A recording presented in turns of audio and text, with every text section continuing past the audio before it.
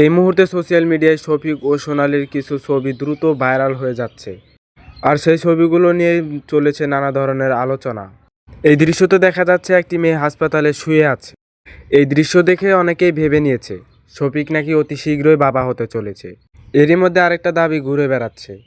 কিছুদিন আগে তাদের গোপন ভিডিও একটা ভাইরাল হয়েছিল।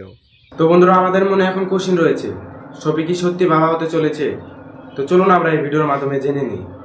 আর চ্যানেলে নতুন হলে চ্যানেলটা সাবস্ক্রাইব করে রাখবেন। সেই ঘটনার সঙ্গে আজকের এই ছবিগুলো সম্পর্ক রয়েছে, ফলে অনেকের এই বিষয়টিকে আর না ভেবে নিশ্চিত খবর হিসেবে মেনে নিচ্ছেন। ফেসবুক, ইউটিউব ও বিভিন্ন পেজে একের পর এক পোস্টে বলা হচ্ছে শফিক নিজের ব্যক্তিগত বিষয় নিয়ে গোপন রাখার চেষ্টা করলেও হাসপাতালে এই ছবিগুলো সবকিছু ফাঁস করে দিয়েছে। কিন্তু আসল সত্য হলো, ভাইরাল হওয়া এই ছবিগুলো সত্যি কি শফিক সোনালীর ব্যক্তিগত জীবনে কোনো বাস্তব ঘটনা তুলে ধরেছে, নাকি এর পিছনে রয়েছে অন্য কোনো গল্প?